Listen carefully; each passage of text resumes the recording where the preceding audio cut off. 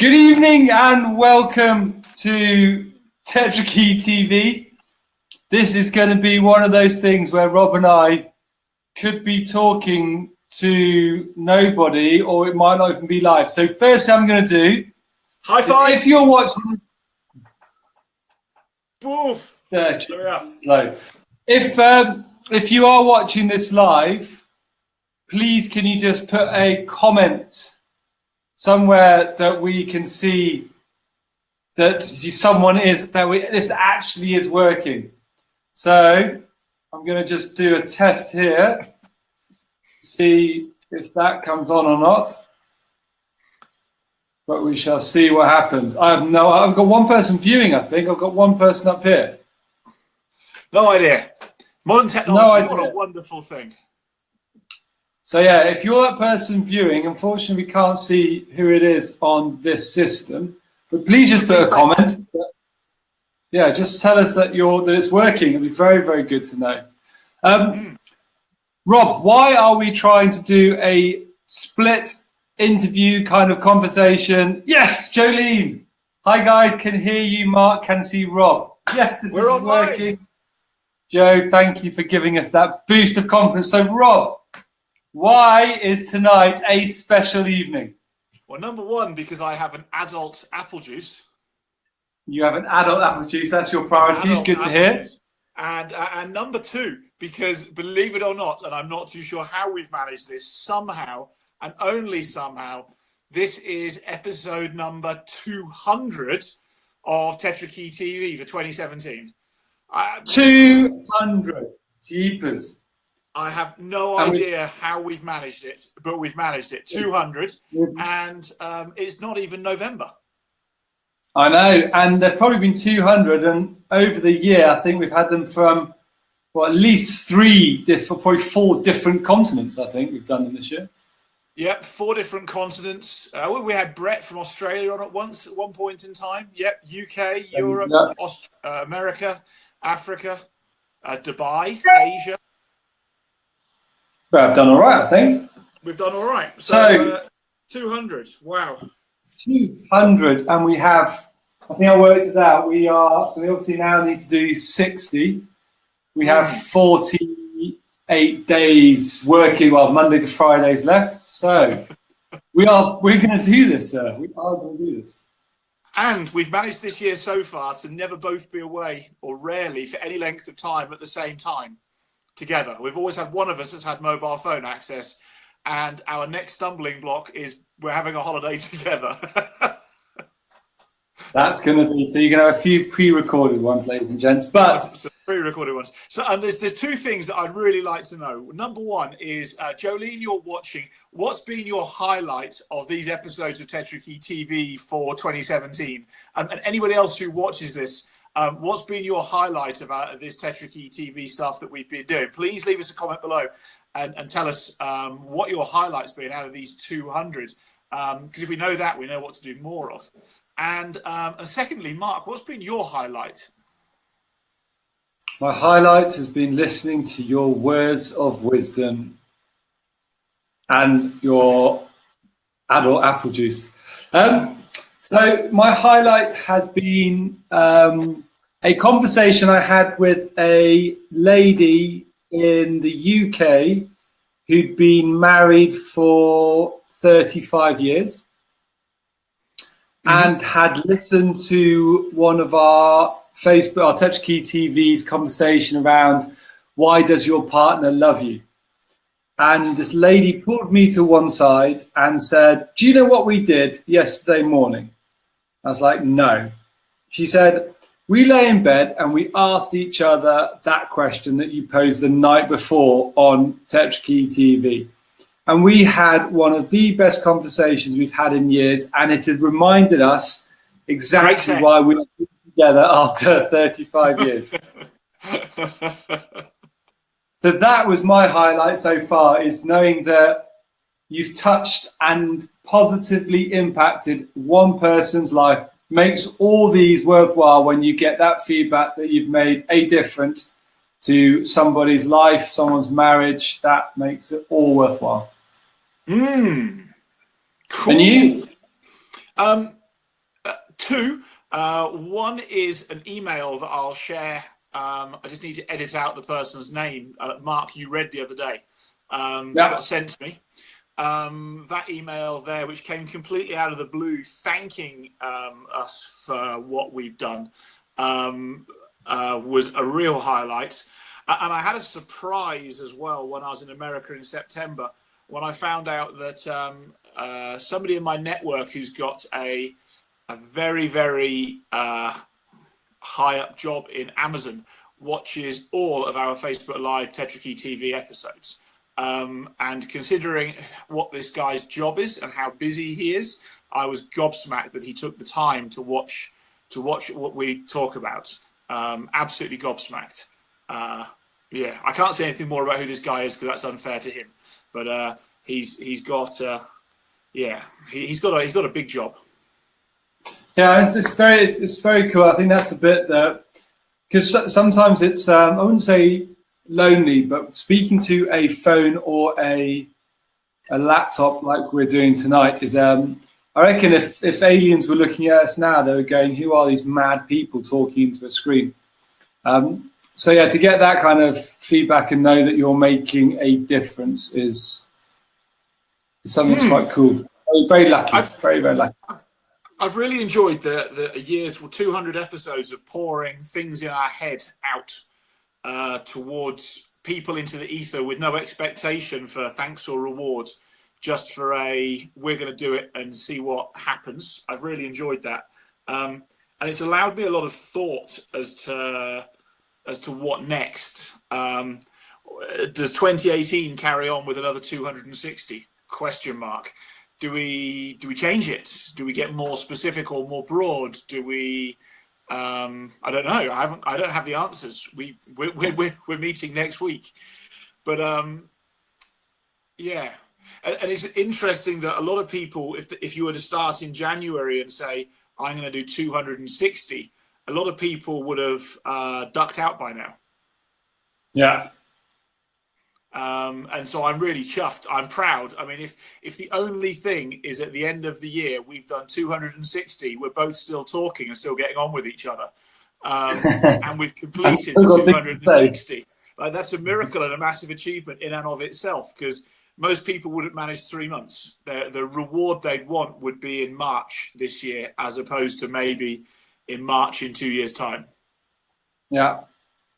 So building on from that discussion, one thing that you and I were talking about today, about one of the topics we could touch on tonight, was, I think it was two things. One was around working, because there's not many jobs or professions or life choices that you make where you don't work with somebody else or interact with somebody else. So one of the things is around working with other people and working in a partnership. And I think the second thing is, which you hear a lot about at the moment, and especially like positive psychology and all that kind of stuff, around surrounding yourself with the right people. I don't think that if either of us had started out on the 1st of January this year, you probably wouldn't have committed to 260 on the 1st of January, and I would have committed and I wouldn't have finished it. Yeah. And so it's almost, I think back to when I did lots of CrossFit. Like, why did I do CrossFit? Well, I did CrossFit because it helped keep me in shape and keep my waistline slimmer than what it is at this point in time. But why did I carry on doing CrossFit for so long? It was because there was a register, there was a group of people who were holding me accountable and supporting me. There was a structure to work within. So when I was feeling down, they picked me up. And I think that we need those partners in our businesses to be successful. We can't be on our A game 24 hours a day, 7 days a week. There's just not the room in the world. There's too many variables. Somebody can crash into your car for you've done nothing to bring that upon yourself, really, and it can make a mess of the next hour. but a good business partner can bail you out of that next hour and make a difference. They can carry you through. And so for me, I think too many people try and work in silos. That whole no I in team, I don't know, all of that sort of stuff.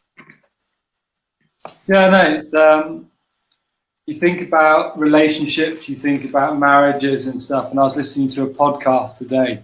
One of the ones you told me about, Lewis, what's his name? Lewis Howes guy. Lewis Howes, School of Greatness. Yeah. Yeah, it was, I think, How to Make Love Last or something like that with this millennial. And he was talking about marriage, and he was talking a lot about, the support network that you do. And he talks about 2 contracts, and I'm going to get this wrong. He said there was a contract where it is, I've forgotten the label he used, but it's basically around that you're contracting to do something. You're contracting certain behaviors, you're contracting to fulfill certain requirements or needs that's stereotypical in a marriage. I will be faithful. So more very, it was a very contractual relationship.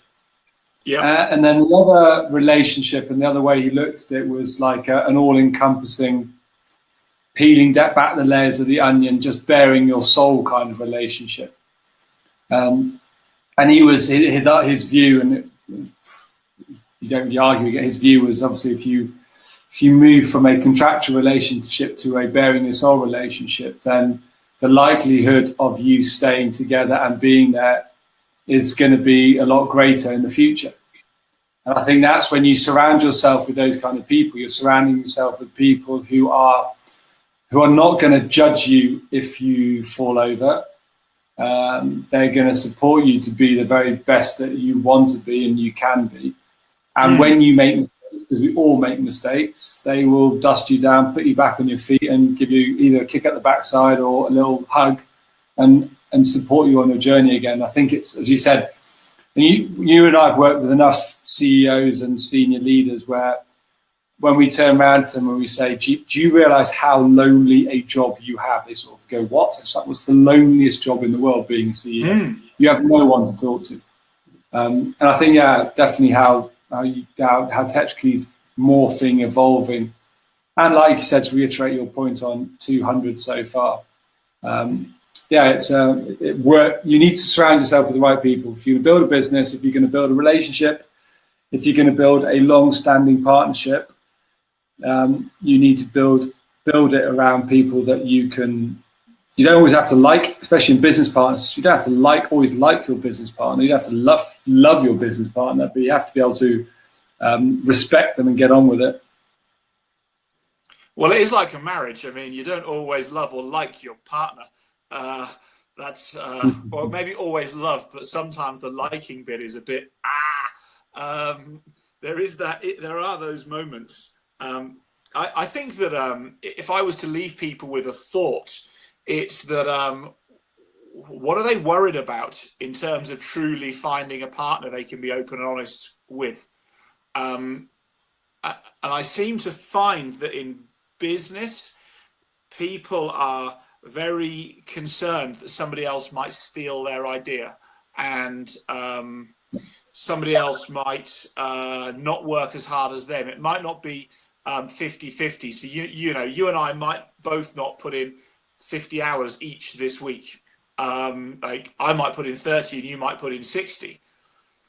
And there's too much tied up in that as almost like a fear, as opposed to just saying, actually, we're going to do this and do this together. And sometimes I'm going to be up at stupid hours in the morning building click funnels and stuff. And you'll be having a lie-in, and vice versa as well.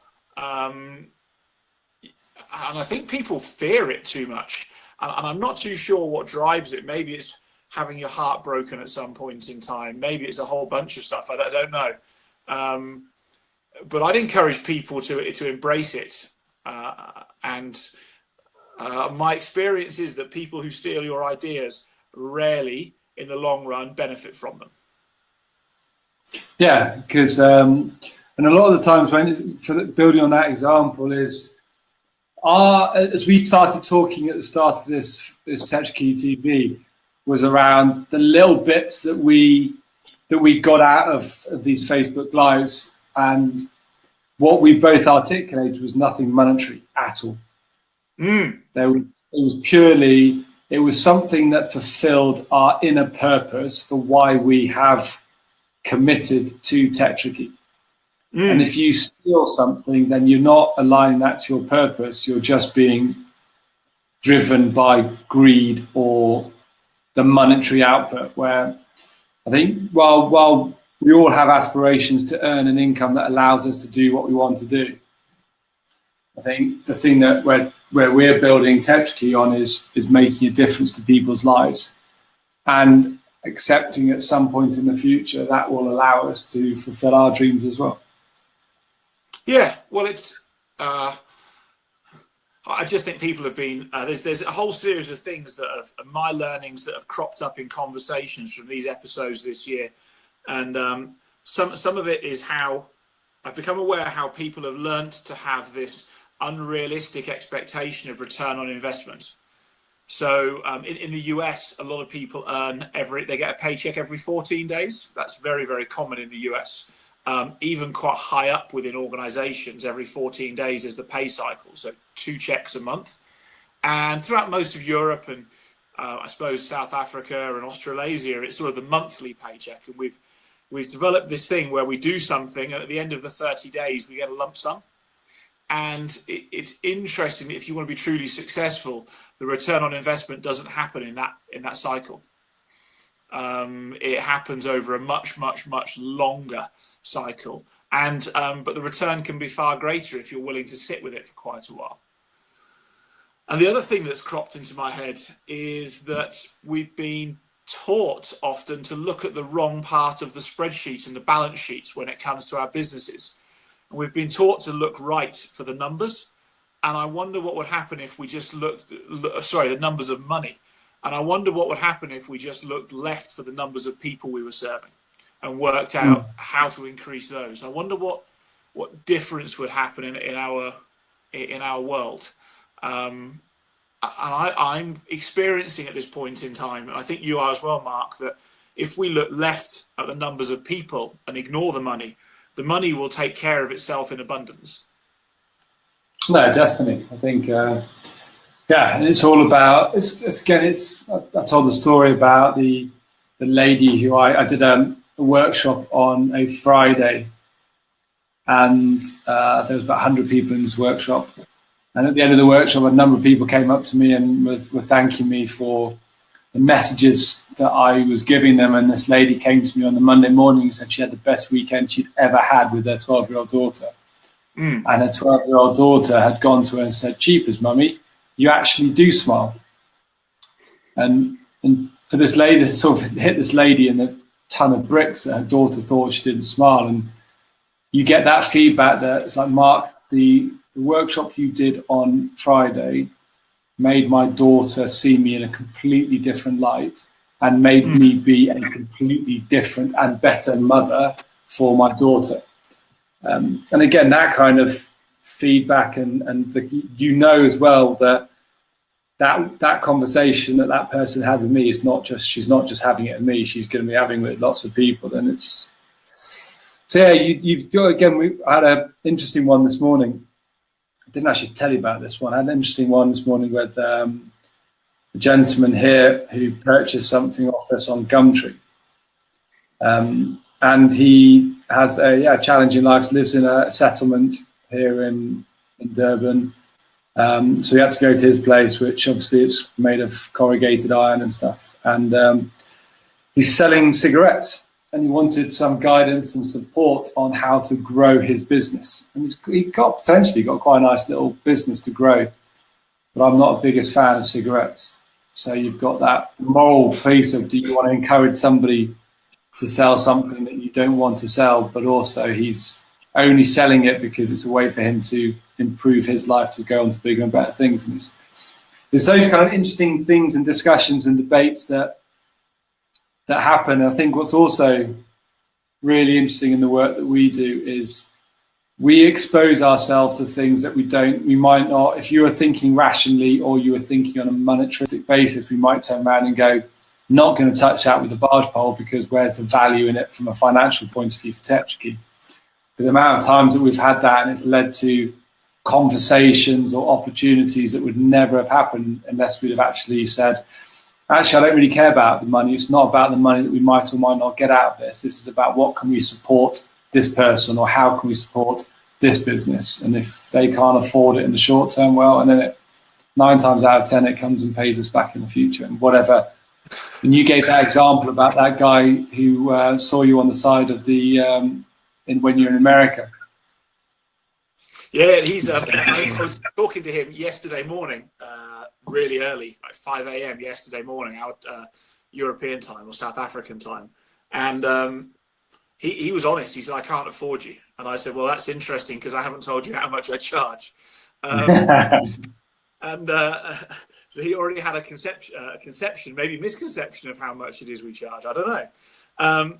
And I said, well, I'll tell you what, how about you go and think about what it is you want from me and how it is you could go about paying me. And, well, he's a very, very talented carpenter and sailor. And so I think I'm going to get some time on his boat going sailing as part of my payment for coaching. And he's going to do a whole lot of carpentry work in one of our other businesses, Seattle Adventure Sports. We're getting our first, or our bigger, premises in the new year. And it's going to be quite big. Like half the size of a soccer field, I think, is how that's the sort of size we're looking at this point in time. And he's going to go in and do all the carpentry work we need doing. Desks, boardroom tables, countertops for the retail part of it, so on and so forth. Yeah, perfect. The payment doesn't have to be in cash. It's kind of nice in cash, but actually it's kind of nicer to let somebody go and show what it is they can do and pay on their terms. I'm a hippie. Yeah, I think what we're both very passionate about is building communities. It's allowing whatever, however you define a community, but allowing people to contribute into a community. I think and that's, if I could think about one of my legacies, it's going to be how to bring back the community spirit that I believe we are slowly losing in today's society. Well, and I don't want to put words in your mouth. And for those who don't know, Mark and I've got we've got some time next week. I can't be bothered to spend time with you. Where we're planning out the next 18 months. I'm going to guess that out of that, and I don't want to put words in your mouth, but something around building community more within Tetrakey is going to come out of it. I 100% agree, and I've already got 3 or 4 ideas. I know we haven't even spoken about it yet, because we agreed we wouldn't speak till we sat down and spoke. But I rather suspect that both of us being of a similar mind, building more community is going to be something that we are going to push quite hard next year. There you go. I don't know anything more than that. So that's it for this evening. I need to finish this. This week, Mark, I've been working on my US immigration visa. And what that really has looked like is doing nothing in the way of paperwork, but lots in the way of making my house more sellable in terms of resealing floors and decorating and stuff like that. So this evening, before I go to bed, I've got to finish my adult apple juice, and I've got to carry on working on my US immigration, which tonight looks like varnishing a floor before I go to bed. Good to get your priorities right. Yeah. I'm going to record another GLA. There you go. All right, so good night, and I'll see you next week. And thank you, everybody, for joining us for 200 episodes. It's been a privilege and a pleasure to spend this time with you. And we have 60 more, so come join. Spread the word. Cool. Good night, Rob. Good night, guys. Good night, folks. See you later. Bye. Bye-bye.